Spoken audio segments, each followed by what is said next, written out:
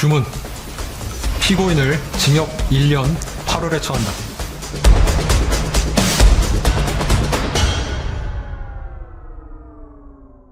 여러분 안녕하십니까, 백운기입니다. 우인성 판사가 김건희의 죄를 대부분 무죄로 덮어준 지 하루가 지났지만 아직도 기분이 더럽습니다. 판결도 판결이지만 가짜는 사자성어에 라틴어 법원까지 읊어댄 것이 더 기분을 상하게 합니다. 어느 국민이 이런 판결을 받아들일 수 있겠습니까? 국민들은 내란 특검이 김건희가 비상계엄에 관여하지 않았다 하는 발표를 했을 때도 미심쩍은 생각을 가지고 있었는데, 김건희 특검마저도 이렇게 엉성하게 기소하고 재판부가 이렇게 덮어준다면, 그러면 우리가 생각하는 V0는 허상이었습니까?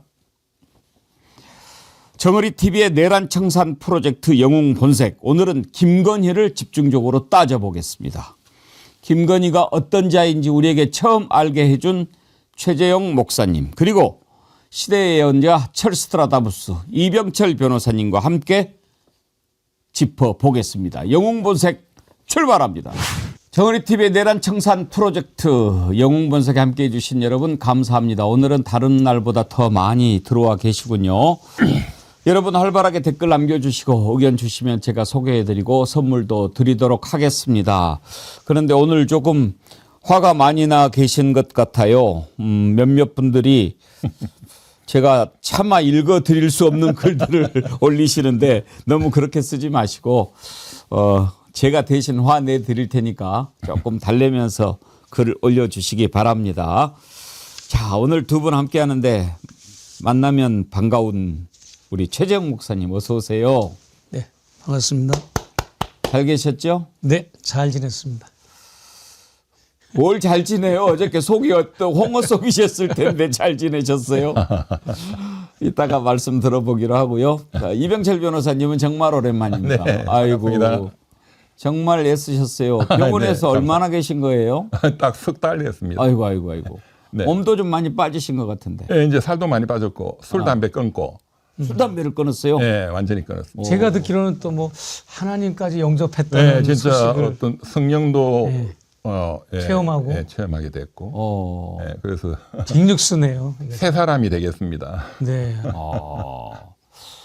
우리 최재형 목사님과 좀 깊은 교제가 좀 있으면 좋을 것 같습니다. 네. 성도님 사랑합니다.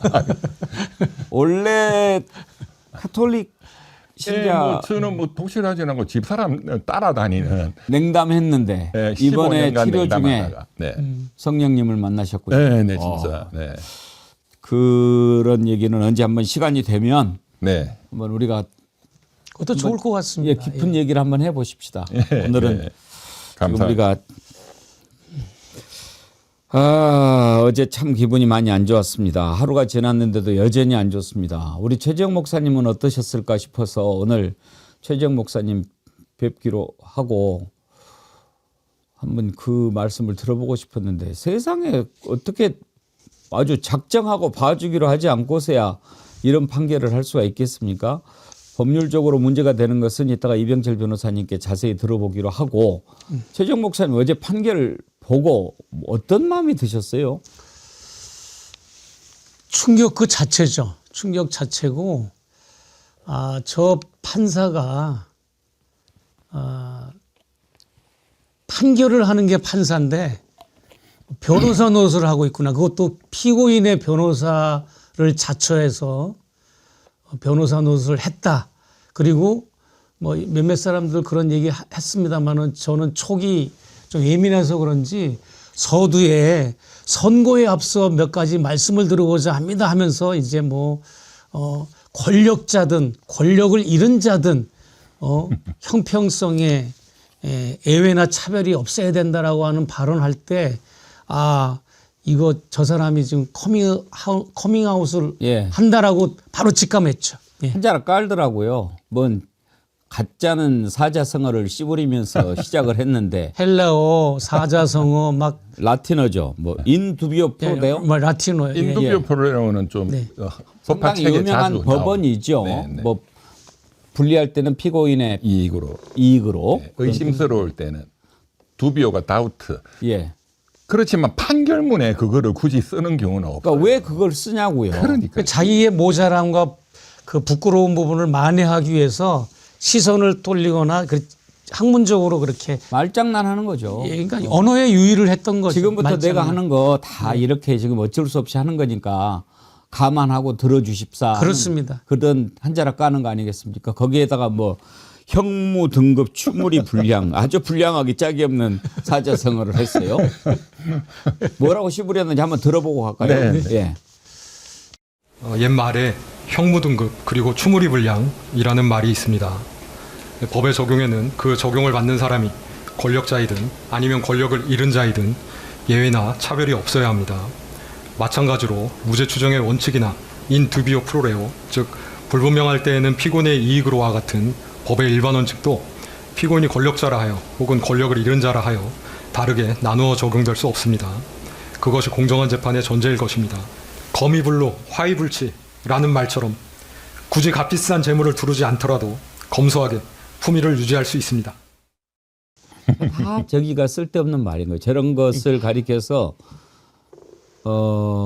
좋은 말로 점잖은 말로 하면 언어의 유희고 참 우리처럼 근본이 허약한 사람들이 하는 것은 개소리 헛소리라고 그럽니다. 잡소리죠.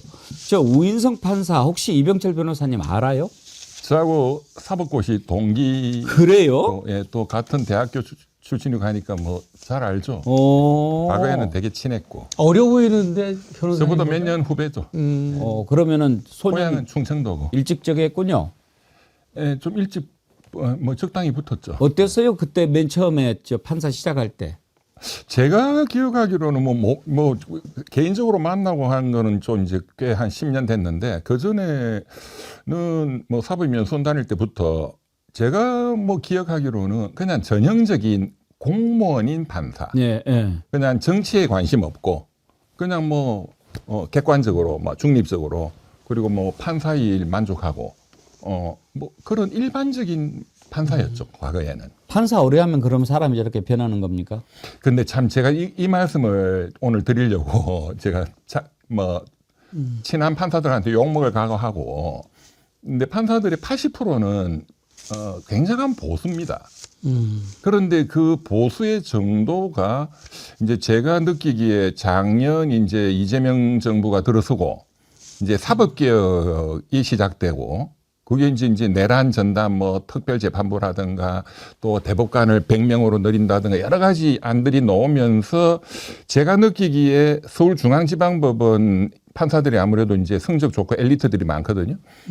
그리고 이제 지금 한 25년 이렇게 경력이 되고 또 이제 고등법원 대법관들을 만나거나 들어보면은 극우화되고 있다는 제가 위험성을 너무 많이 느꼈어요. 예. 근데 그러한 일련의 과정이 저는 이런 판결을 이 우 판사라는 사람을 통해서 나타났지만 이것은 계속 반복될 위험이 크다. 저는 그런 생각이 많이 듭니다. 근데 이번에 우인성 판사 그 판결을 보고 일반 국민들 중에 과연 누가 저거를 받아들이겠느냐 하는 것도 있는데 아름다운 동행님이 법원 내부망에도 이제서야 건의 판단 잘못했다는 글들이 올라오기 시작하네요. 네. 이렇게 지금 아마 2%인가요? 법원이?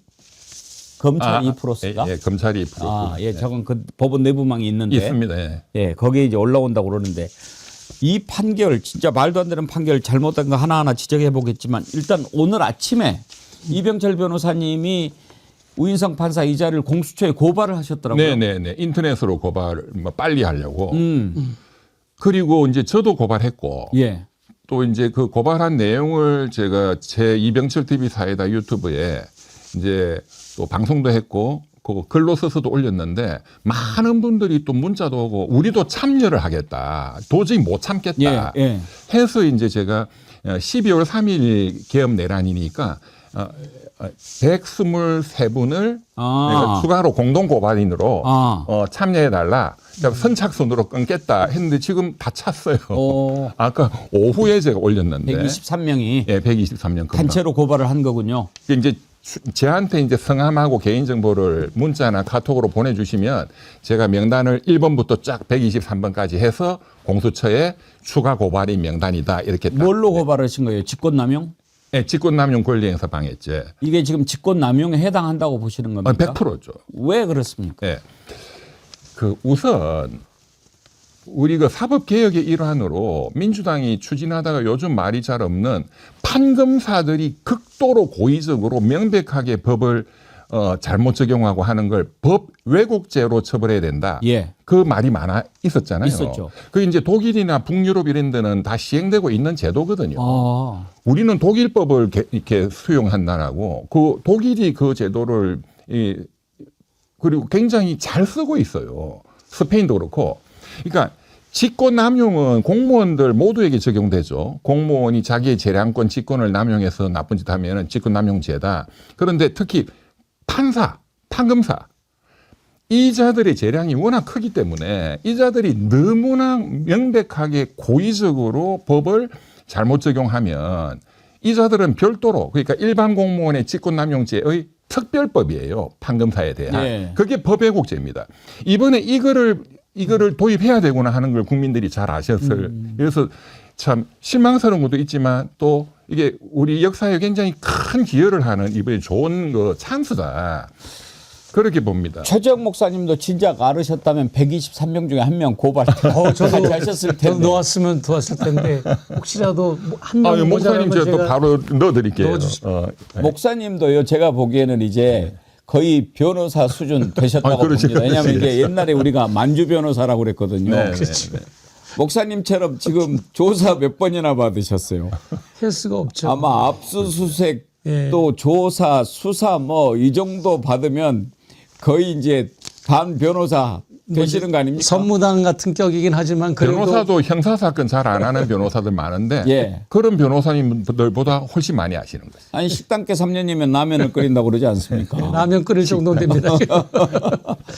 예. 그럼 목사님은 예. 그 법률 전문가는 아니시지만 어제 판결을 보고 네. 일단 우리가 그래도 법을 떠나서 논리적으로 네. A는 B다, B는 C다, 고로 A는 C다 뭐 이런 게 좀 뭔가 숨이 상관이 돼야 그렇구나 이러잖아요. 네, 그러니까 예. 예를 들어서 지난번에 이중관 부장판사 판결을 우리가 한덕수 총리에 대해서 15년 구형했는데 23년 아유 속이 시원해 후련해 이걸 떠나서 이게 딱 논리가 아주 정연하지 않습니까? 물이 흐르듯이. 물이 흐르듯이. 그러니 이러한데 너는 이러했으므로 이러한 벌을 받아야 마땅하다. 비록 네가 이러하다고 주장하나 이게 너무 큰 죄이기 때문에 너는 그게 안 되는 거야. 그래서 너는 벌을 받아야 돼. 이게 딱 떨어졌어. 그래서 그거를 정말 제가 한 3번 읽어보고 이건 정말 우리가 교과서에 실을 정도다라고 했는데 쉽게. 예, 쉽게. 사자성어 없고. 근데 이자는요, 오늘 제가 전문을 지금 찾아봤는데 전문은 아직 안 나왔더라고요. 판결문은 아직 안 나왔고요. 판결문이 아직 안 나왔어요. 네, 예. 안 낭독한 올릴지도 몰라. 것만 들어도 보면 예. 알잖아요. 근데 우리가 이제 어제 들었잖아요. 예. 우리가 쭉 보는데 말이 예를 들어서 이제 뭐 거미 불로 화이 불치도 그것은 혼을 낼 때 하는 얘기예요. 그래. 그렇죠. 너는 대통령 부인이니까 뭐 그렇게 뭐 화려하게 꾸미지 않아도 그거 되는 건데 왜 그렇게 욕심을 냈어? 너는 그러니 혼이 나야 돼. 그럴 때 거미 불로 화이 불치를 그렇죠. 쓰는 거지. 맞습니다. 거미 불로 화이 불치 지 혼자 거룩한 얘기 해놓고 전혀 안 그러니까 봐줘. 이게 말입니까 막걸리입니까? 그러니까 목사님한테 막걸리 얘기해서 죄송합니다만. 그 김건희한테 사형을 구형했던 저기 윤석열한테 그 아주 징역을 정말 속 시원하게 구형했던 그 판사님의 판결문을 들어보면 긴박감이 넘치고 긴장감이 흐르면서도 너무나 공감이 되고 수긍이 되고 그리고 정말로 한치의 어긋남이 없는 여러 가지 복합적으로 그 법리적 해석뿐만 아니라 사회성, 역사성, 그 사건에 담고 있는 이런 시사적인 거를 다 담아서 공감을 이끌어냈는데 이 우인성 판사는 쉽게 얘기하면 아주 차분하게 목소리는 차분하게 진행을 했는데 내용이나 이거는 본질하고 상관없이 삼천포로 빠졌고 태산 명동에 쥐 한 마리 잡은 격이죠. 뭐 태산이 요동할 정도로 막 큰 소리를 쳤는데 결국은 쥐 한 마리 잡은 격이라는 것처럼 너무나 이제 그 궤변에 가깝다고 저는 표현하고 싶었어요. 궤변. 그래서 아까 낮에도 어느 기자가 제 소회를 묻는 인터뷰를 해서 그것은 법리적인 걸로 편향된 정도가 아니라 궤변에 가까운 거다. 예를 들어 가지고 무죄를 두 개 무죄를 주고 한 가지도 부분 유죄만 준 이걸 볼 때 증거는 차고 넘침에도 불구하고 증거를 채택을 안 한 거지 증거가 없는 게 아닙니다. 의도적으로 증거를 채택 안 했던 거고 아예 그냥 기를 쓰고 용을 쓰고 김건희를 봐주기 하려고 했던 이런 판결이었다라고 해서 저는 뭐 일고의 가치도 없이 이것은 반드시 2심에서 새롭게 다뤄줘야 되고 오죽하면 그 김태훈 고검장이라는 분이 계셔요. 예. 맨 처음에 도이치 주가 조작 수사했던 그분이 게시판에 글을 올려가지고 예. 부당한 판결이라고 예. 지금 하면서 줄줄이 이제 지금 검찰 내부에서도 이제 저기 사법부 내부에서도 많은 이제 그 잘못된 판결이라는 글들이 이제 동료들도 올라오는 상황이지 않습니까? 그렇기 때문에 이 구형과 선고를 비교해봐도 어떻게 저는 적어도 5년에서 한 15년은 나와야 된다고 생각을 했어요. 적어도. 아이고 뭐 다 무죄로 했는데 저는 오히려 어제 네, 어떤 걱정을 했냐면은요. 무죄? 이것도 무죄? 이것도 봐줘? 어라? 이러다가 징역 1년에 집행유예 3년 나오는 거 아니야? 네. 저 어제 그 걱정했어요. 네. 풀어줄까 봐. 네. 그럴 수도 있었던 거 아닙니까? 당연히 그렇게. 차라리 김건희를 풀어주는 게 더 나아요. 그래야 국민의 불안감과 분노가 유발되지 이렇게 20개월 나는 1년 8개월이라고 얘기하는 20개월을 선고했지 않습니까? 앞으로 20개월이라고 얘기해 주세요. 1년 8개월이라고 그러지 마시고. 지금 말씀하셔서 제가 약간 보충 설명드리는데 다른 언론에서 별로 말을 안 하셔서 그러니까 무죄 맨 끝에 이제 통일교한테 뭐 목걸이 받고 한 거 예. 그게 이제 그것만 그냥 해서 1년 8개월을 했잖아요. 1년 8개월도 이게 그 대법원 양형 기준표가 있거든요. 그러면 이제 이거는 특가법 특정 범죄 가중처벌법상의 이제 알선수재죄인데 그 이제 대법원 양형 기준표에 보면 이제 요거는 양형 기준이 없어요. 그런데 이제 유사 사건, 특정 경제범죄 가중처벌법상의 알선수재죄가 있거든요. 동종 범죄인데 그러면 요걸로 적용을 하도록 돼 있어요. 거기 보면은 요 받은 게 지금 한 뭐 8천만 원 정도 상당히 되잖아요. 그러면 그 알선 수재 받은 게 5천만 원에서 1억 사이다 하면 최저가 1년 6개월이에요. 최저야.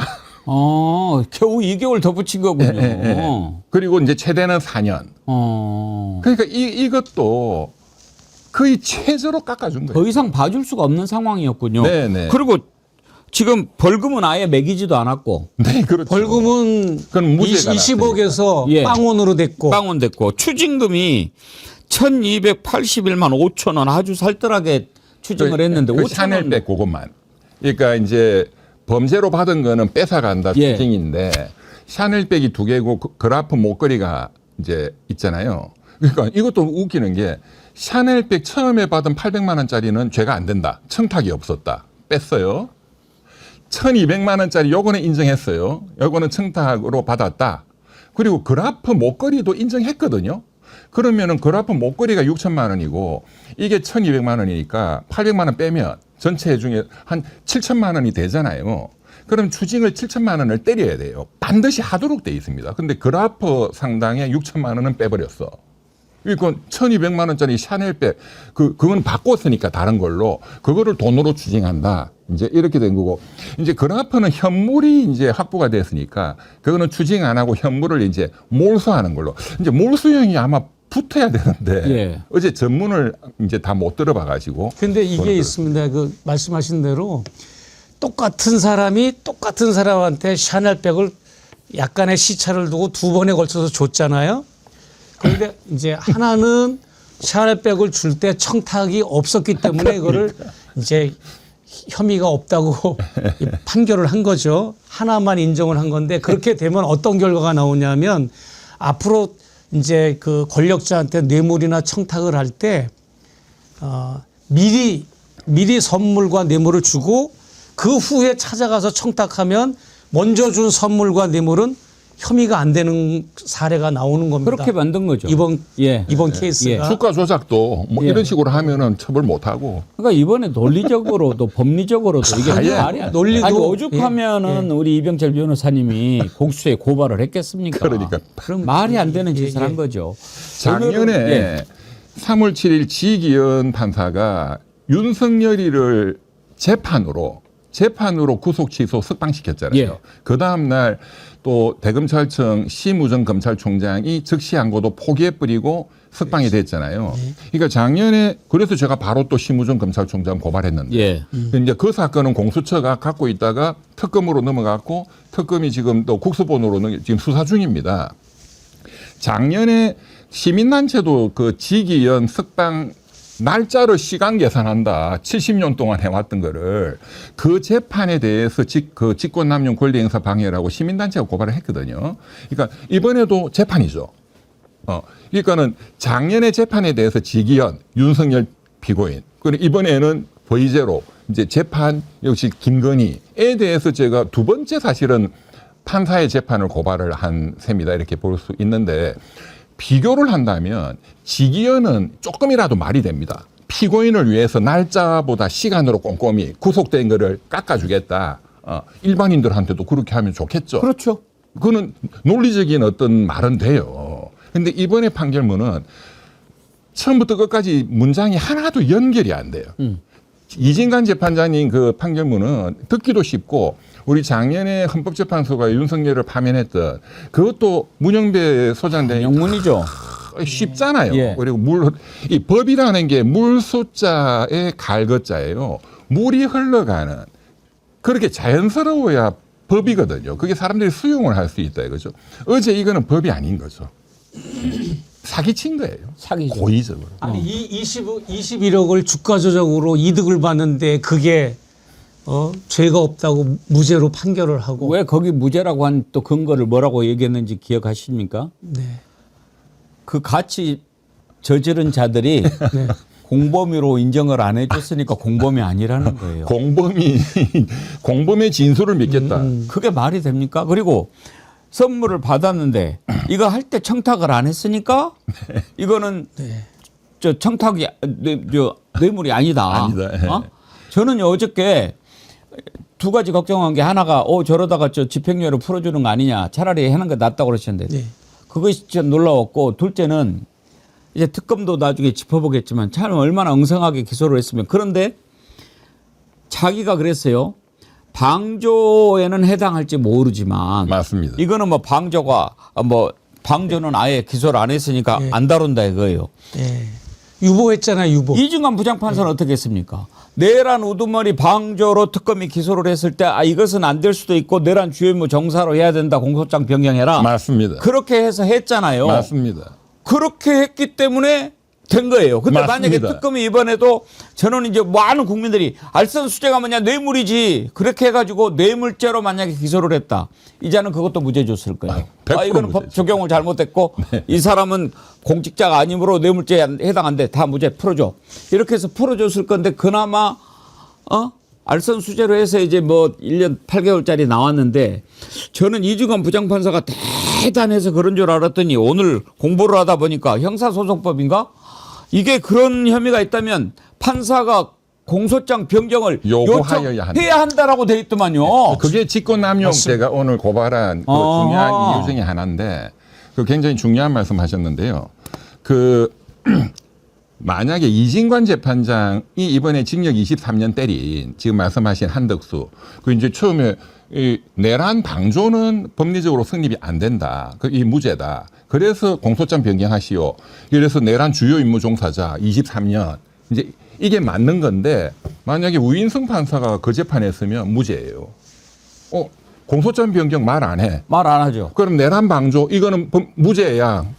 그럼 한덕수는 무죄예요. 그렇죠. 네, 그러니까 이 판사가 완전히 한덕수 줄 잘못 선 거지. 그렇죠. 오인석한테 갔으면 지금쯤 룰을 날라. 그렇죠. 사실 그 내란 특검도 한덕수 봐주려고 맘먹고 한 거 아니에요? 조인석 저 누구야? 그렇다고 의심이 가죠. 저는 처음에는 조금 의심했는데 지금은 많이 의심해요. 그런데 판사님이 훌륭하니까 그거 공소장 변경해서 둘 다 올려. 내가 선택할 거야. 예. 그런데 어제 이제 그 판결문 낭독할 때 보면 이게 이제 불법이거든요. 판결문이. 그러니까 본인이 알잖아요. 그리고 주가 조작 사건에서 많은 경우에 이거는 주범으로는 어렵고 방조범으로 처벌을 해야 된다 하는 경우가 많이 있습니다. 계좌 제공하고 돈 정도만 제공하고 이제 적극 가담을 안 하고 이제 그런데 이제 이런 경우가 실무적으로 굉장히 많기 때문에 검찰이 기소할 때에 첫 번째 주의적 공소 사실은 뭐 자본시장법 위반 이 두 번째 예비적으로 그게 안 된다면은 방조 이렇게 실무적으로 거의 하거든요. 통장을 빌려만 줘도 무죄잖아요. 그러니까 그게 이제 방조인데 실무적으로 방조로 처벌되는 경우가 많습니다. 그런데 만약에 그게 빠졌다 하더라도 판사가 반드시 공소장 변경을 요구합니다. 실무적으로. 예. 왜냐하면 범죄자가 인정이 되는데 방조든 중재인인데 그거를 풀어주는 경우는 없거든요. 그런데 이번에는 고의적으로 그 요구도 하지 않고 검사가 그거를 주장도 안 하고 안 했기 때문에 더 이상 이거는 나는 검토도 안 한다. 그래서 무죄. 이거는 굉장히 고의적이고 말씀하신 형사소송법 289조 2항에 이런 경우에 법원은 반드시 공소장 변경을 요청도 아니에요. 요구하여야 한다 되어 있습니다. 그러면 하여야 변호사님, 한다. 하여야 한다 했는데 안 했으면 직권남용이 아니라 직무유기 아닌가요?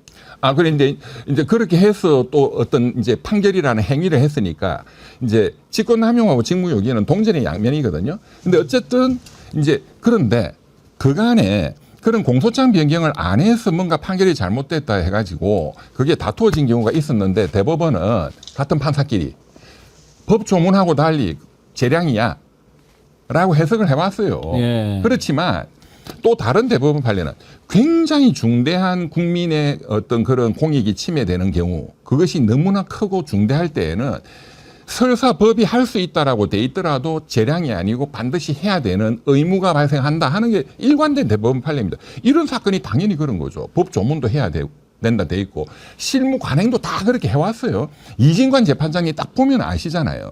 그러니까 그거를 대놓고 안 한 거예요. 본인이 해야 될 거 안 해놓고 물론 검사도 실수한 건 분명히 맞습니다. 그래놓고 나는 이거 안 다룰 거야. 그래서 무죄야. 검사 네가 잘못했잖아 이거거든요. 이거는 명백한 직권남용인 거죠. 그러니까 아주 뭐 작정하고 봐주려고 마음을 먹었던 네. 거 아닙니까? 네, 그렇죠. 쭉 보면은 끝나고 김건희한테 인사하는 사람이 어디 있어요? 피고인한테. 와 피고인한테 인사하는 거 보고 와 저 친구 완전히 갔구나. 그러니까 이제 원래 그렇게 안 합니까? 절대로 안 하죠. 직격탄을 맞을까봐 먼저 청중을 향해서 방청객을 예. 향해서 먼저 인사를 깍듯이 한 다음에 그 다음에 김건희한테 예. 인사를 했는데 피고인 저도 재판을 받아서 예. 피고인한테 난 판사가 나한테 인사한 적 한 번도 없어요. 절대로. 있을 수도 없는 거죠. 과거에 전두환 군부 독재 시절 제 기억에 전두환 노태우 김영삼 이 정도까지 우리가 군부 독재의 문화 그때는 판사들이 피고인이 죄인인데도 엄청난 권력자가 피고인으로 왔다 하면 인사를 했어요.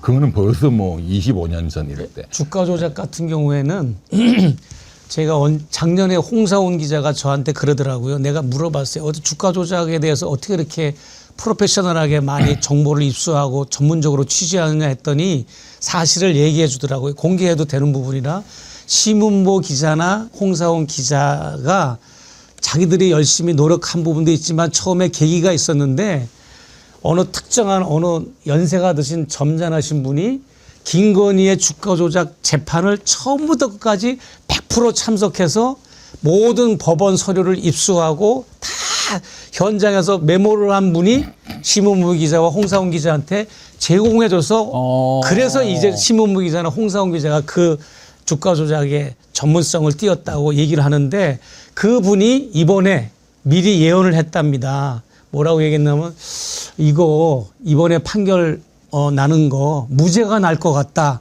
그렇게 얘기를 하더래요. 그래서 왜 그 무슨 말이냐 그래서 놀래서 물어보니까 그분이 하는 얘기가 그분은 매번 방청객으로 참여해가지고 이제 기록을 하는 분이니까 판사가 지금 이번에 한 이 우인성 판사가 판결을 하는 거 보니까 주가에 대해서도 전혀 기본 상식도 없고 또 돌아가는 거에 대해서 거의 뭐 이제 질문하고 뭐 이런 여러 가지 하는 걸 보니까 전혀 문외한이더라. 그리고 노력한 흔적도 없다.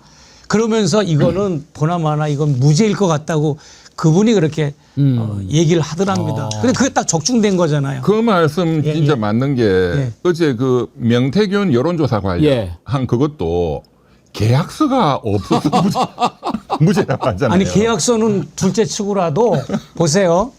이제 그 강혜경 씨한테 명태균 씨가 강 사무장 지금 내가 김건희 씨한테 돈을 받으러 가야 되니까 계산서 뽑아 해가지고 뽑아보니까 3억 6천만 원이 나온 거예요. 그래서 그 3억 6천만 원 계산서를 들고 비행기를 타고 돈을 받으러 갔잖아요.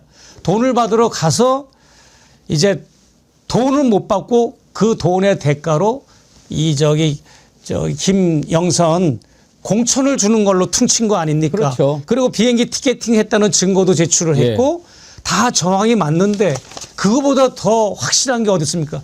윤석열을 대통령 만들기 위해서 아주 특성화된 여론조사 서베이를 했고 또 윤석열을 대통령 만들기 위해서 3,000명에서 5,000명의 샘플 표본 조사를 해가지고 매일매일 윤석열 측에 명태균이가 보고를 했고 이런 증거가 있고 증언자가 있는데 이걸 다 묵살하고 그냥 이게 뭐라고 고상한 말을 썼는가 하면요.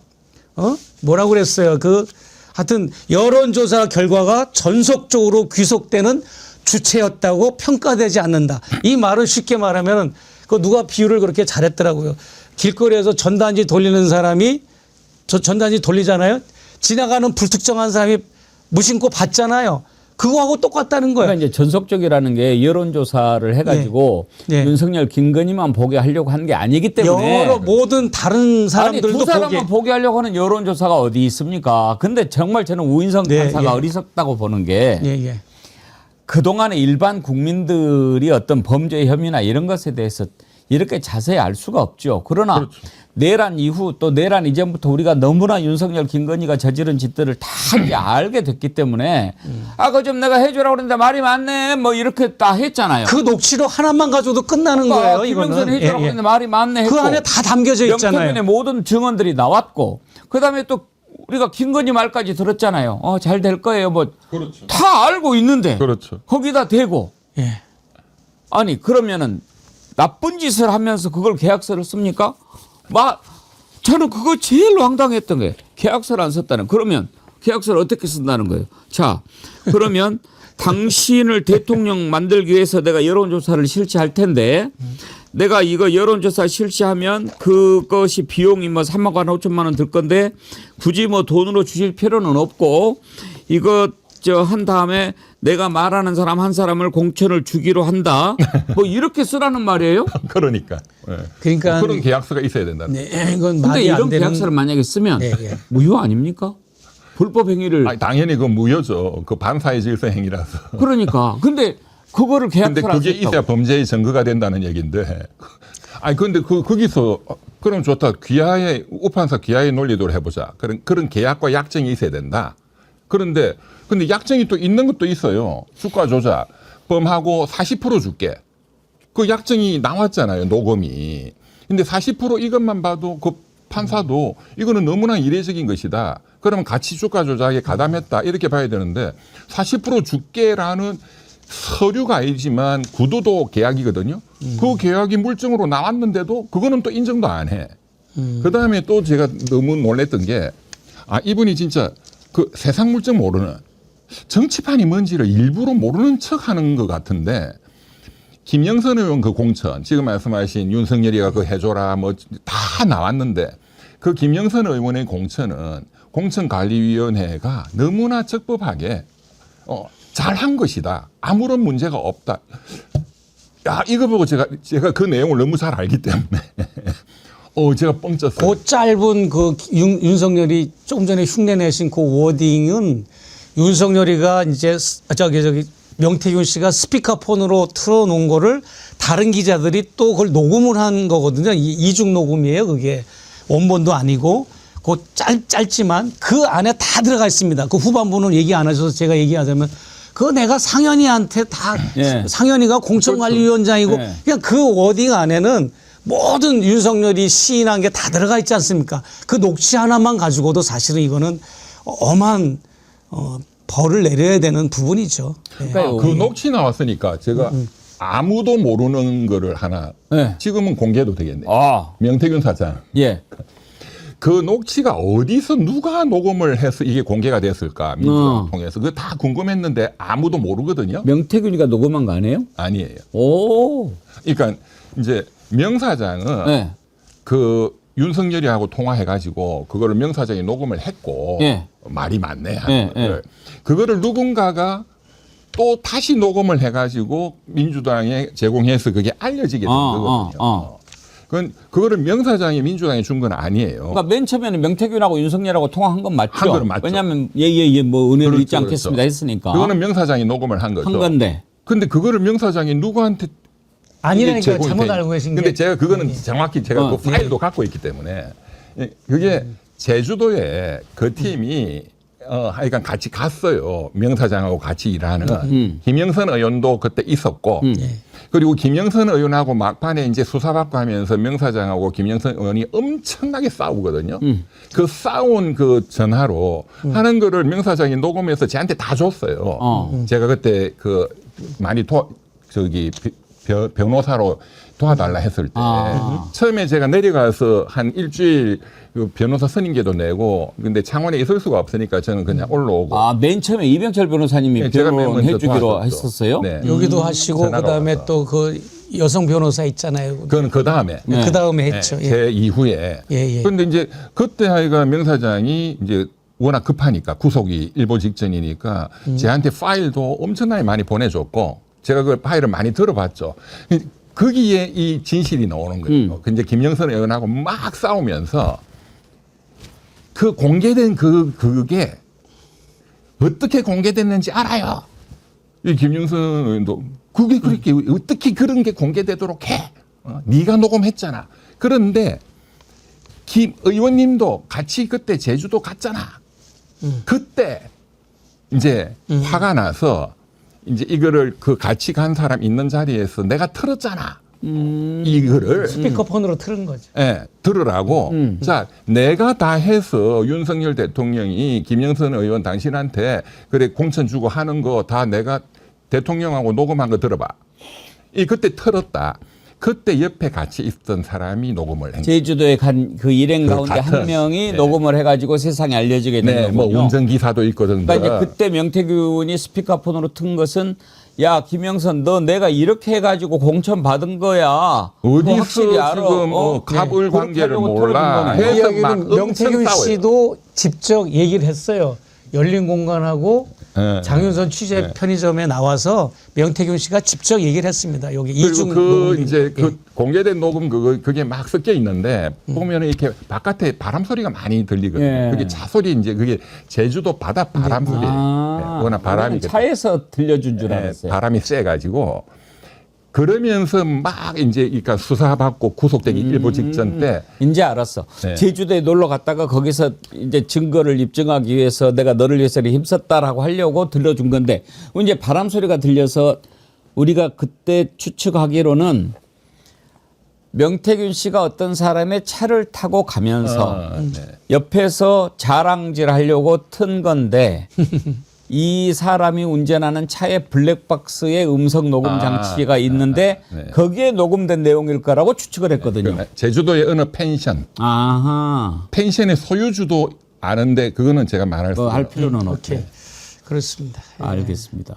자, 우리가 지금 이제 재판의 잘못된 점을 따지는 것만 이제 하려고 한 건 아니고 이게 이제 문제가 되는 게 뭐냐면 이런 식으로 재판을 해가지고 김건희가 맨 처음에 이야기했던 것처럼 아무것도 아닌 사람을 만들어줬잖아요. 그렇습니다. 그렇습니다. 그러면 이제 어떻게 되느냐라고 하는 건데 먼저 그 전에 한 가지만 짚어보고 합시다. 이병철 변호사님. 그러면 지금 직위원 뒤에는 조이대가 있다잖아요. 그렇죠. 우인성 뒤에도 조이대가 있다? 100%죠. 이거는 직위원보다도 더 어떻게 보면 작업이 됐다.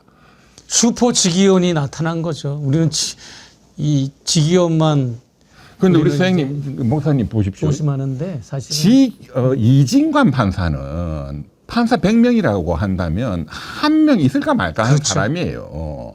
그 판사들이 보편적인 건 8, 좋았을 텐데. 90%는 보수고 지금은 굉장한 극우적인 사람들이 많습니다. 본래 판사라는 사람들이 굉장히 보수적이고 우리가 쉽게 생각하면 TK 영감이라 생각하면 돼요. 반반은 돼야 안 되겠습니까? 전혀. 반반은 엉간생신 그건 생각도 하시면 안 돼요. 그런데 보십시오.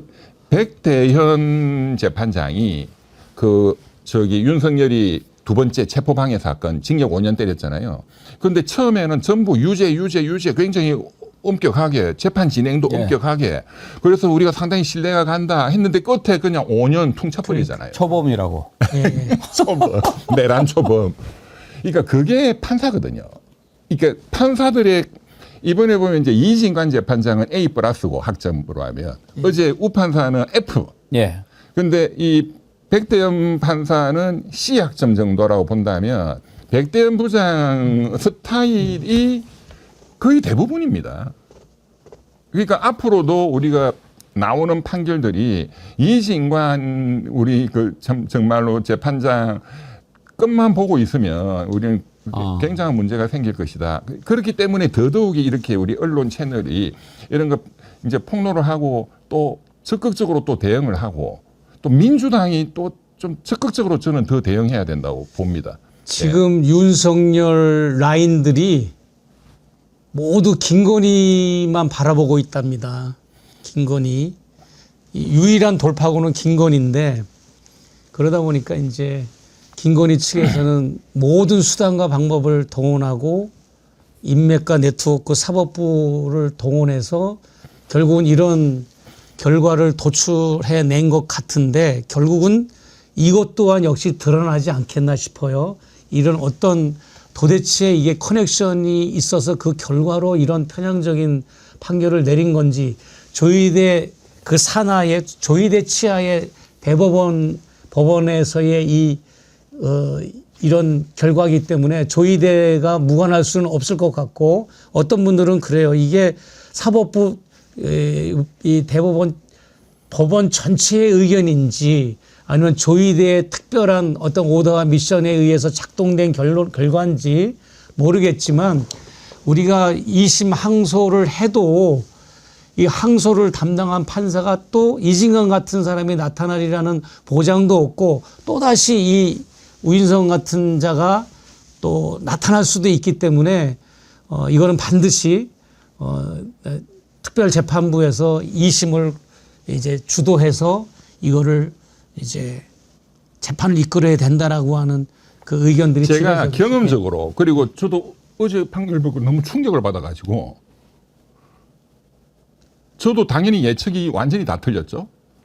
그래서 제가 판사들한테 예측이 틀리죠. 저는 우리 어느 정도 보셨길래 아니 저기 저는 최정국 씨 구형 비슷하게 참고로. 나올 줄 알았어요. 그리고 벌금은 더 높게 제가 때릴 이병철 거다. 변호사님을 철스트라다무스라고 부르는 거 아십니까? 알죠. 예. 네. 지난번에 한덕수 그것도 재판에 거의 이 근사치로 맞추셨죠. 25년을 대한민국에서 유일하게 네. 예상을 하신 분이에요.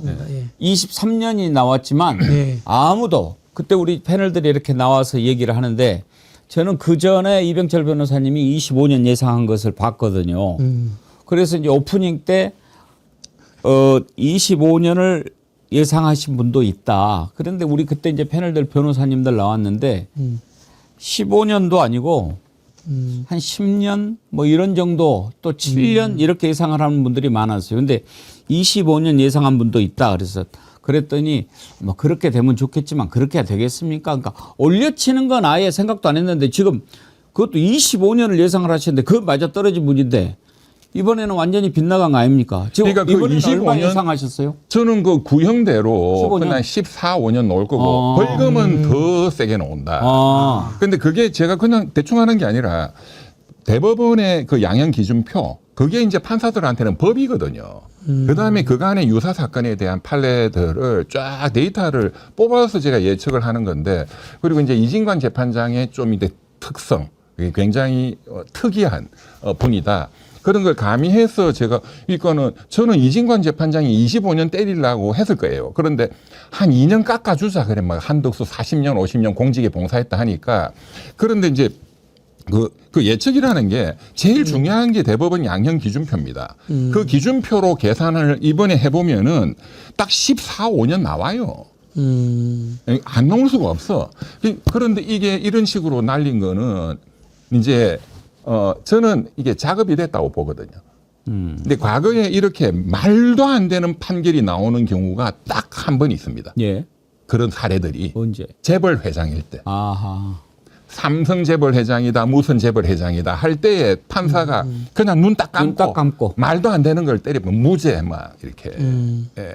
재벌 회장인 경우. 그야말로 그냥 옷 할딱 벗고 그냥. 예. 예. 그러면 몇 년 후에 보면 그 그룹에 가 있어요. 법무사장. 고문이나 뭐. 예. 아니면 뭐 어느 대형 로펌의 대표. 이번에도 저는 그런 요인이 작동했다고 봅니다. 그것 말고는 다른 거는 설명이 안 돼요. 처음부터 끝까지 어색하고 불편했고 편파적이었고 김건희의 변호인이 무색할 정도로 김건희를 변호하는 쪽으로 이 판결을 했다고 하는 자체가 저도 사실은 법에 대해서 문외한이지만 정말 막 부르르 떨리고 저는 인사동에서 무슨 행사하면서 힐끔힐끔 이제 계속 봤거든요. 근데 부르르 떨려가지고 이게 집중도 안 되고. 그리고 우 그랬죠. 판사가 처음부터 그 말하는 톤이라든가 내용이라든가 끝에 어색하게 김건희 쪽을 바라보면서 정확하게 딱 깍듯하게 하는 것도 아니고 어정쩡하게 인사하는 거라든가 보면 이 친구가 작업이 돼가지고 이렇게 했는데 본인 양심에는 또 뭔가 좀 껄끄러운 거야. 그게 저는 딱 눈에 너무 보였어요. 이렇게 선수들끼리 딱 보면 보이는 게 있잖아요. 이거는 100% 재벌 회장들 작업한 거하고 저는 마찬가지의 힘이 작동했다고 봅니다. 결국은 이제 직위원이나 우인성이나 뒤에 조이대가 있다고 한다면 우리가 이제 걱정하는 것이 결국은 나중에 윤석열이나 김건희를 어떻게 해서든 이제 분탕질을 쳐가지고 혼란을 일으키려고 하는 것 같은데 일단 윤석열은 좀 이따가 보기로 하고 김건희와 관련해서 어찌됐든 V제로 아닌 것으로 만들어주기. 지금 이런 작업이라고 봐야 안 되겠습니까? 그러면 V제로는 무슨 V제로 뭐 이렇게 됐구만. 그렇게 가려고 하는 건데 김건희가 V제로다라고 하는 생각을 안 한다면 그자는 뉴스도 안 보고 백운계 정치 1번지는 물론이고 세상과 담을 쌓고 사는 그런 자 아닙니까? 그러면 우인성은 대한민국 사람이 아닌 거죠. 김건희가 V제로인 것을 몰랐어요? 아니 어떻게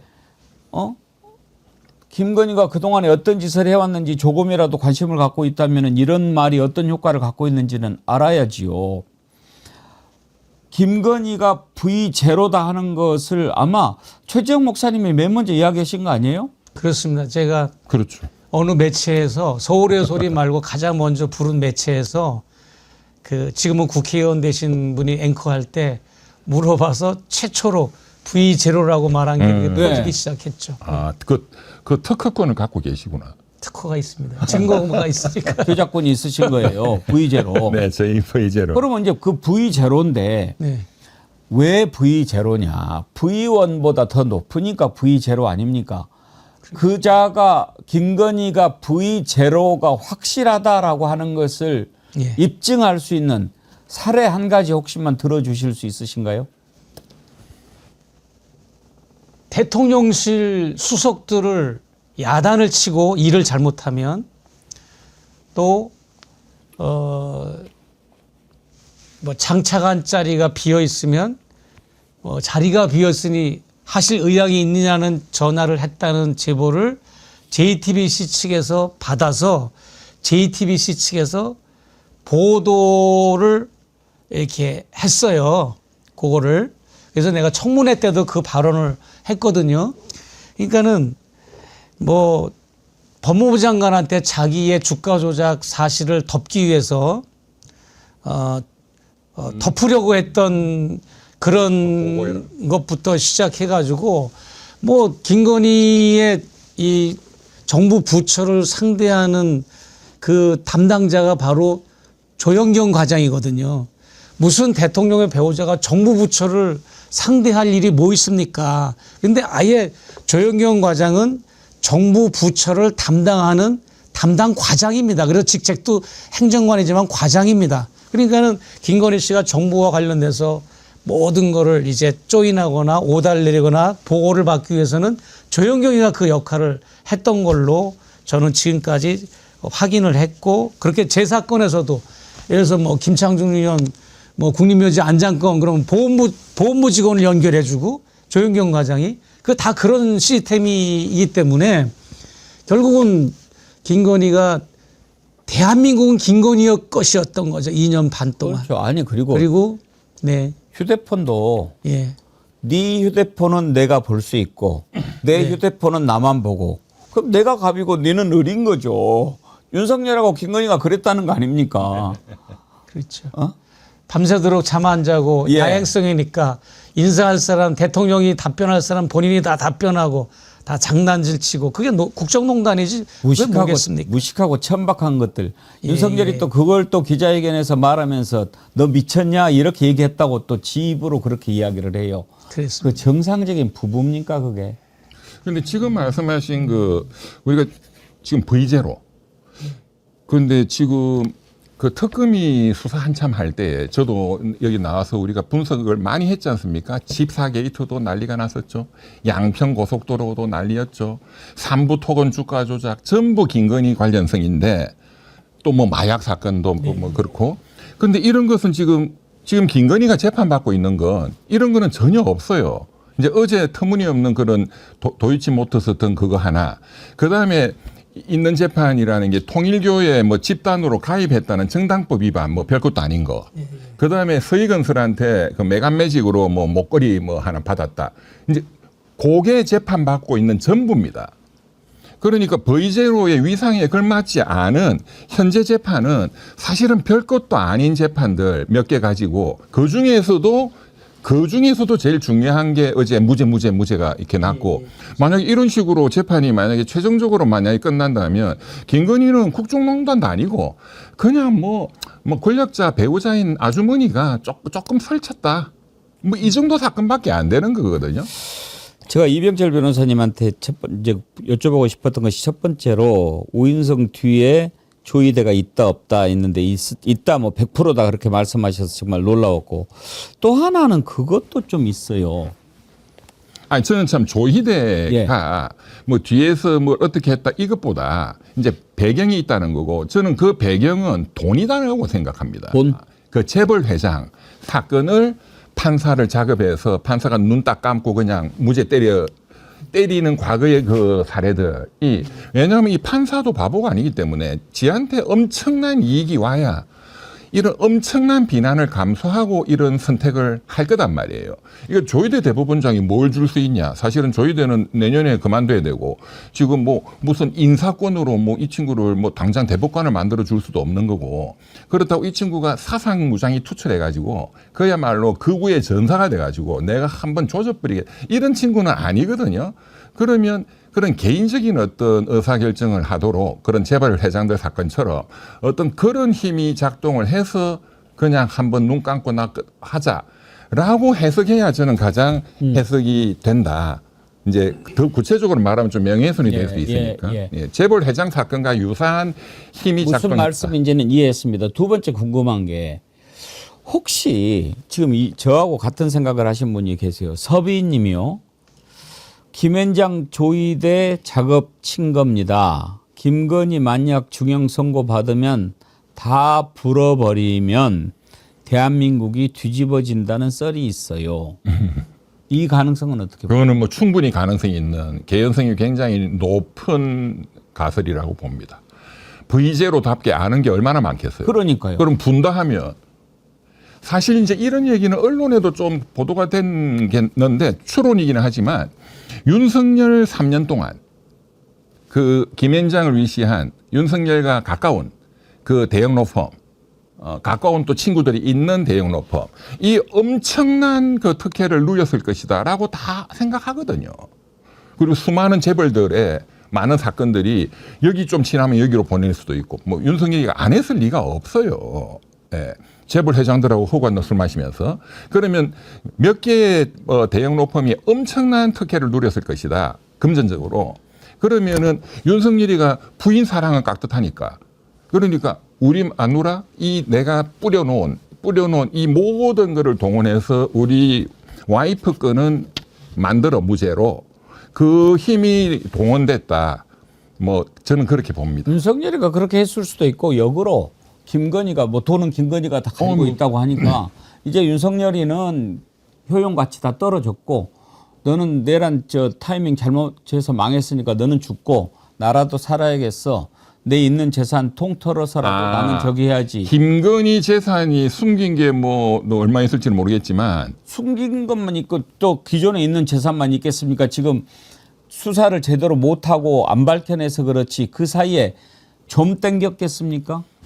그런데 이제 이게 이 사건이 터지면 대형 로펌이나 이런 굉장히 유명한 변호사들이나 이런 실력자들이 이 터진 상태에서 김건희하고 동거래는 안 할 거예요.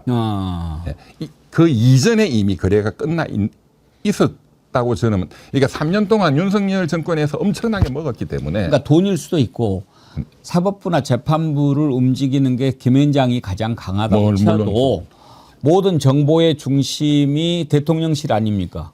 그 대통령실 우에 김건희가 있는 거 아닙니까? 그러면 얼마나 많은 정보, 조이대의 목줄을 잴 수도 있는 정보를 갖고 있고. 그렇겠죠. 그런데 거기서 나 쳐봐.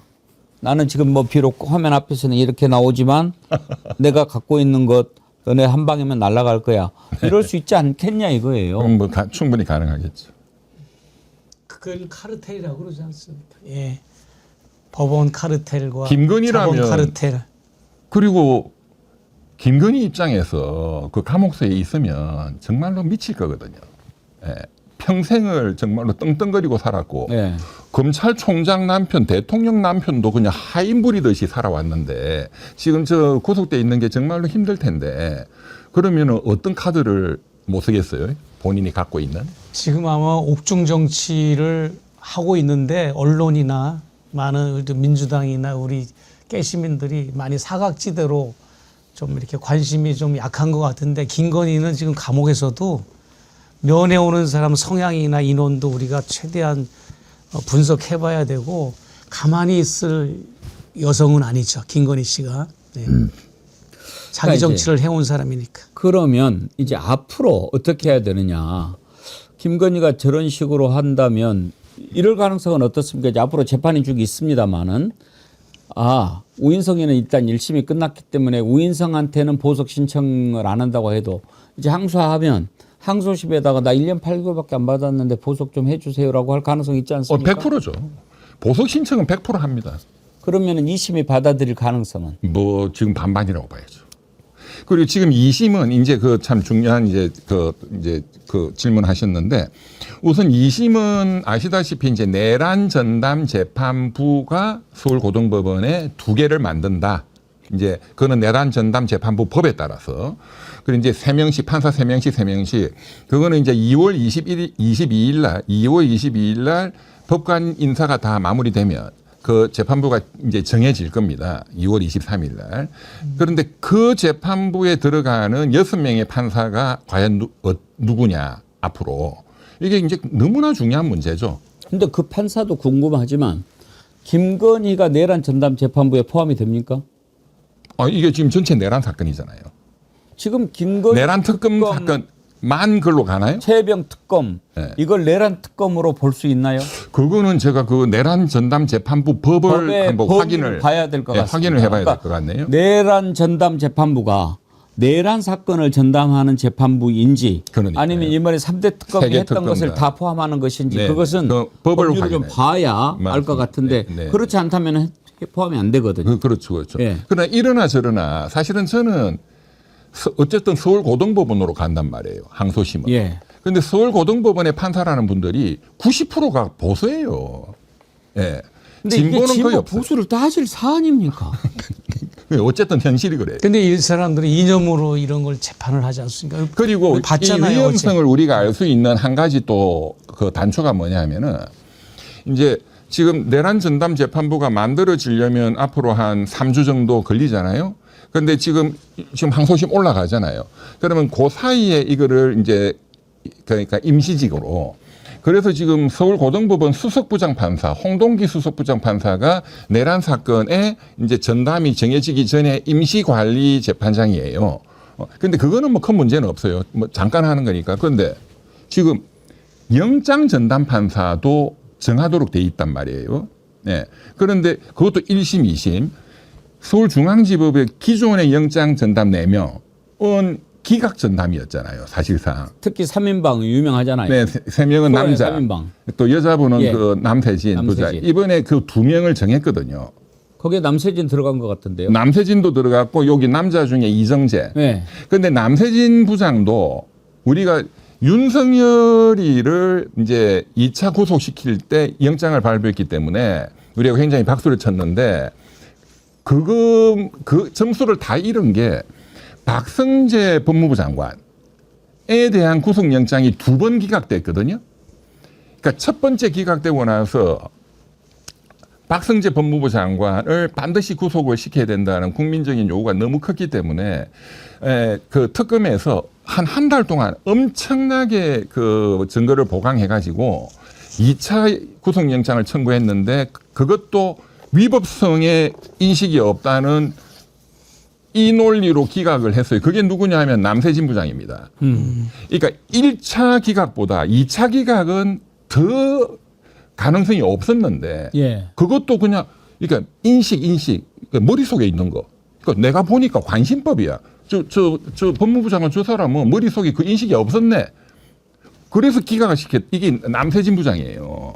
그러니까 이것도 이제 그 법무부 장관 박성재는 그 법조계에 이 황금 카르텔을 돌릴 수 있는 사람이니까 100% 작업이 된 거고 이정재 부장이야 뭐 추경호부터 다 기각시킨 사람이니까 그러니까 제가 드리고 싶은 말씀은 이번에 내란 전담 재판부 법을 시행하기 위한 그 영장 전담 판사를 서울중앙법원에서 정했는데 그게 기존에 이런 기각 판사를 정했다는 게 말이 되느냐 이거죠. 이제 이거를 보면 지금 법원에서 이 사태를 보는 시각이 어떤지를 알 수 있다. 예. 근데 이제 2심으로 가서 이게 뒤집히는 것 충분히 그럴 수 있다고 보는데 그거하고 별개로 지금 이번에 우인성 판사가 했던 것은 이제 주로 통일교 관련된 것들이잖아요. 그 도이치모터스 주가 조작하고 네. 그거 외에도 지금 재판이 계속 2개가 있죠. 뭐 여러 가지가 있을 거예요. 뭐 김건희가. 네. 근데 지금 이번에 많은 사람들이 샤넬백하고 디올백을 잘 구별을 못 해가지고 이번에는 이제 샤넬백 받은 건데 목사님 디올 지금 목사님이 그때 줬던 디올백은 재판이 따로 진행 중이죠? 네, 이제 어떻게 되는가 하면요. 사실관계 확인은 특검에 제가 2번 출두를 했어요. 예. 한 번은 공개 출두, 한 번은 비공개 출두인데 공개 출두는 광화문에 KT 글로 갔고 비공개 출두는 서초동 법원타운에 또 비공식 기자들한테 알리지 않은 또 특검 사무실이 또 서초동에도 있습니다. 아. 거기로 갔고 예. 해서 결론은 그겁니다. 특검 측도 저한테 양해도 구했고 저도 수사심의위원회 때부터 주장한 게 나를 기소해 달라. 그래야 김건희, 윤석열이 더 처벌받고 형량이 늘어나는데 그게 이게 어차피 여기까지 왔는데 내가 무죄 받고 그런 게 중요하지 않잖아요. 그래서 결론은 특검에서 발표를 한 것처럼 저도 특검에서 기소를 했습니다. 그래서 이제 그 3대 특검이 이제 이첩이 됐잖아요. 특별수사본부로. 그러면 기소는 뇌물 공여로 기소를 한 겁니까? 이제 청탁금지법 위반. 청탁알선? 예, 이제 예. 그걸로. 그래서 이제 기소가 됐고 거기에 대해서 이제 더 보완 수사가 필요하면 이제 특별수사본부, 국가수사본부에서 이제 소환해서 조사를 할 거고 아마 재판도 있을 걸로 예상됩니다. 지금 재판 기일은 안 예, 잡혔습니까? 이봉관, 그다음에 이대 총장 누구였죠? 근거부기준분. 예, 그거 근거부 이종배, 이용배. 예, 그분 그리고 서성배, 이렇게 해가지고 그 대표적인 것만 기소를 했어요. 김건희 특검에서. 예. 이제 문 닫으면서 대국민 기자회견 할 때 그때 저도 이름을 호명했잖아요. 예. 저도. 그래서 그거 남아 있고요. 그리고 어제 그 재판을 보고 좀 저도 놀랐는데 미국 CNN이 아주 디테일한 보도를 했어요. 어제 재판에 대해서. 근데 이거는 샤넬백과 무관하지만 디올백 사건이 최초의 트리거가 됐고 그렇죠. 한글판도 나와 있어서 읽을 수 있습니다. 검색하면. 그래가지고 굉장히 이제 이 디올백 사건이 상징하는 바는 통일기업권이나 모든 뇌물 수수 사건을 폭로한 거에 있어서 전체의 뇌물 사건을 상징적으로 국민들에게 알린 최초의 사건으로서 이것이 굉장히 의미가 있다라고 CNN에서 그렇게 보도를 했어요. AFP도 보도를 했고 예. 두 군데서. 그래서 좀 저도 이 사안의 중대성에 비추어서 어제 판결이 저에게도 디올백에도 영향을 미치거든요. 어제도. 예. 어제 건이 사실은. 그래서 어제 샤넬백 하나는 인정을 하고 하나는 불인정을 하고 이따위로 이제 모순된 이제 판단을 했는데 디올백은 분명히 이제 형식상으로는 이명수 기자가 디올백을 사준 거를 가지고 언더커버 차원에서 우리가 접근한 건 맞지만 김건희 측에서는 속수무책으로 당한 거죠. 선물과 뇌물을 받고 제가 요구한 청탁을 들어주기까지 했던 실제로 성사시키지는 않았지만 그래서 이제 그런 부분을 아마 법리 논쟁을 할 것 같습니다. 제 디올백 사건에서는. 지금 일단 우인성이 아무리 봐주고 싶어도 받은 것으로 딱 인정되고 확인되고 한 것은 처벌을 해야 되잖아요. 네. 그래서 지금 이제 1년 8개월을 줬는데 일단 봅시다. 지금 디올백 있죠. 또 그 서성빈 그 콘스탄틴 시계. 바샤론 콘스탄틴 그것도 뭐 몇천만 원 되는 거 아닙니까? 예. 거기에다 가장 큰 게 이완 화백 그림이잖아요. 그다음에 이봉관 회장. 이봉관 회장이 준 아펠. 예. 이제 다이아 목걸이도 있고. 반클리프 아펠.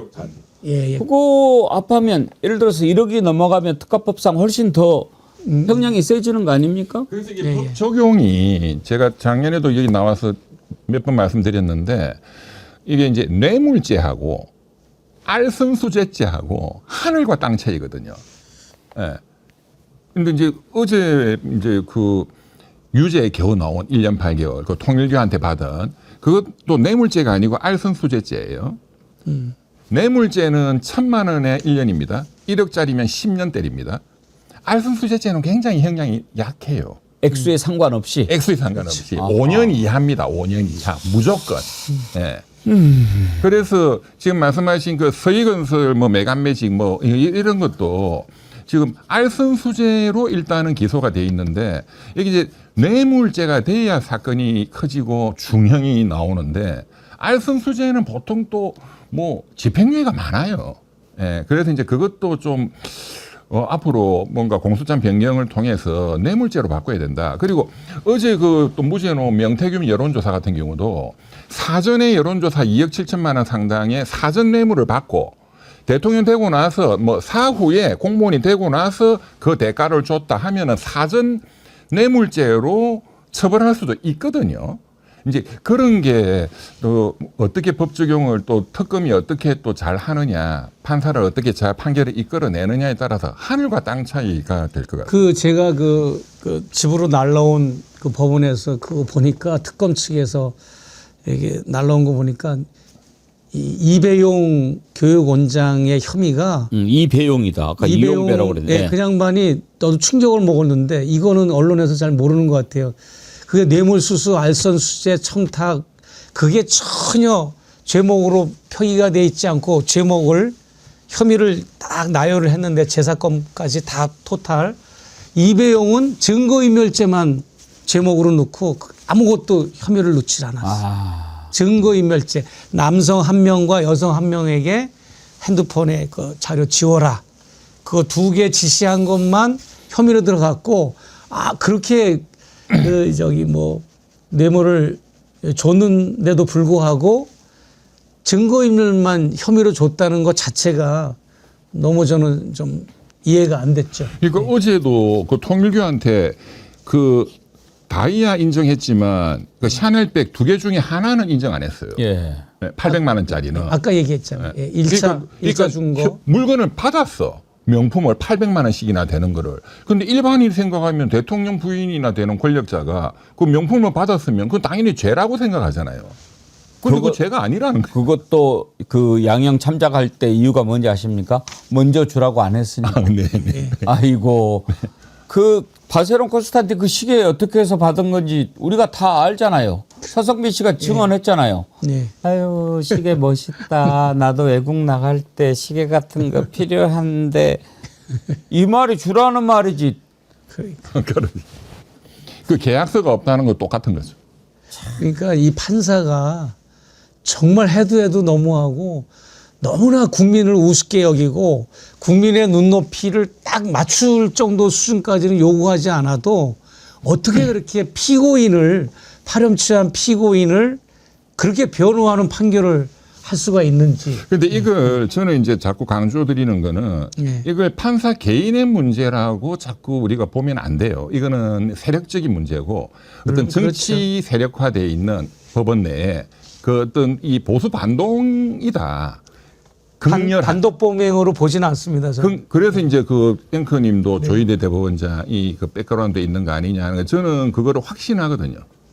그걸 또 명백히 알 수 있는 증거는 뭐였느냐. 작년 국정감사 때 김대웅 서울고등법원장이 이재명 대통령을 재판에 부를 수 있다. 현실적으로도 불가능하지 않다라는 게 그 일단을 보인 거라고 제가 그 언론으로 나가서 제가 또 사전에 그거를 얘기를 했는데 그 흐름이 이 판결로 나오고 있기 때문에 앞으로 이 내란 관련된 이 3대 특검의 사건들이 이진관 재판장 같이 시원한 판결이 나오리라고 기대해서는 안 됩니다. 그래서 우리가 더더욱이 이런 경각심을 가져야 되고 아까 말씀드린 거 확인해 보니까 내란 전담 재판부 그것은 내란 외환 반란 범죄에 대한 형사 절차에 관한 그러니까 조원석 특검 하나만. 예. 오케이. 이거 두 분하고 이야기하다 보니까 시간이 너무 빨리 가가지고 다음 주에 한 번 더 합시다. 네, 좋습니다. 네. 그렇죠. 시간 좋습니다. 난 우리 이병철 변호사님 건강 때문에. 저 이제 이제 성령 충만해 주셨네요. 네. 목사님 계시네. 그래요. 너무 피로하시니까. 하여튼 그러니까는 저는 이제 그렇게 생각합니다. 이제 마지막으로 우리 변호사님의 중요한 얘기를 오늘 구독자분들에게 방송을 분들에게 전해 주셨는데 어제 그 우판사의 그 행위는 판결 행위가 아니라 범죄 행위였고 그 사람 단독 범행이 아니라 어떻게 보면 그 조희대 그 사법부의 배경과 우리가 아직 확인할 수는 없지만 그 카르텔이 작동돼서 그가 대표로서 그런 판결을 내린 거다. 그럼에도 불구하고 이제 판사 교육을 받을 때 그렇게 알고 있습니다. 중재는 엄벌하고 경제는 또 관용을 베풀라라고 했는데 여기서 말하는 중재는 권력자들을 말하는 거잖아요. 그러면 권력자가 그렇게 수많은 범죄를 저지르고 국정농단을 했는데 그것을 엄하게 처벌하기는커녕 너무나도 관대하게 관용을 베풀어서 판결을 내렸다는 것 자체 저는 온 국민들이 들고 일어나서 깨시민들이 이 우판사뿐만 아니라 조희대 대법원에 항의를 해야 되고 게시판에도 정말 항의글을 써야 되고 특히 저는 민주당에 요구하고 싶은 게 제발 유튜버들 좀 하지 말아요. 현재 국회의원들. 국회의원들이 무슨 자기를 지지하는 사람들만 맘만 들고 맨날 뭐 셀카 찍듯이 유튜브 그거 거기에 함몰돼 있고 물론 이런 데 가끔 나올 수도 있고 무슨 매불사나 뭐 여기나 뉴스공장 나와서 리포트를 해줄 수도 있죠. 궁금한 독자들을 위해서. 그러나 너무 그냥 이 유튜브에 출연하고 싶고 방송에 출연하고 언제 이거를 내란 청산을 하냐고 국회의원들이 너무 그런데 좀 포커스 맞추지 말고 여기에 집중해 줬으면 좋겠어요. 알겠습니다. 우리가 다음 주에 한 번 더 뵙기로 하고 두 분 마무리 말씀은 이따가 한번 제가 할 기회를 드릴 테니까 우리가 지금 이 영웅 본색이 내란 청산 프로젝트거든요. 어떻게 하면 내란 청산할 수 있는가 마무리 말씀 좀 준비해 주시면 좋겠습니다. 현역 할미님께서 아이고 목사님 계신 줄 알았으면 좀 더 빨리 올 걸 그러셨는데 좀 늦게 오셨나 본데 다시 보기로 보십시오. 박바오로님은요 대구에 계시는 분인데 청각장애인이세요. 네. 청각장애인이신데 그 같이 성당에 다니시는 분이 수어로 통역을 해줘가지고 우리 생방송을 보시는 분인데 앵커님 저 두 분께 100년 진고 드리시면 좋겠습니다. 제가 내일 정어리 쇼핑에서 2개 더 살게요. 목사님 건강, 변호사님 건강을 위해서 기도하겠습니다. 감사합니다. 그러셨는데 아이고 박파오로님 그렇지 않아도 제가 오늘 드리려고 준비했어요. 지난번에 목사님 그 100년 진고 한번 드시지 않았나요? 이거? 잘 먹었습니다. 드셨죠? 아니 그거는 안 먹었어요. 아 그랬어요? 그거는 제가 그때는 그거 나오고 나서는 나온 적이 쌍화탕 없어요. 드렸나 보다. 아니요 받은 적 없어요. 에이 뭐 드렸는데. 저 충전기만 하나 받았어. 충전기. 죄송합니다. 충전기도 작년에 받은 거. 이거는 그러면 안 드린다. 이거 이제 올 설 선물로 예, 예. 우리가 준비를 한 건데 홍삼 제품이거든요. 목사님도 그렇고 우리 변호사님도 그렇고 누가 형님이세요? 제가요. 목사님이 저한테 성님하기로 해가지고 성님 동생 하고 있습니다. 맞아요. 지금. 이게 지금 일반 홍삼 제품보다 네. 함량이 더 높아요. 네. 저는 매일 아침에 여기 꿀같이 이렇게 타서 먹는데 올해 감기 한 번 안 걸리고 근데 건강의 비결이거든요. 네, 제가 오늘 하나씩 드릴 테니까 아침에 목사님 네. 바로 숟가락으로 이렇게 안에 은수저 있거든요. 네, 예. 다 드시고 은수저는 팔으세요. 은 확실합니까? 에이, 하여튼 떠서 드셔도 좋고 예. 차로 마셔도 좋고 예. 꼭 건강 잘 챙기시기 바랍니다. 여러분 올 설 선물은 꼭 상생에 우리 정어리몰에서 준비해 주시기 바랍니다. 이번 주에 들어서 제가 더나함의 홍삼 제품 100년 진고 또 벌꿀 레드향 소개해 드리고 있는데요.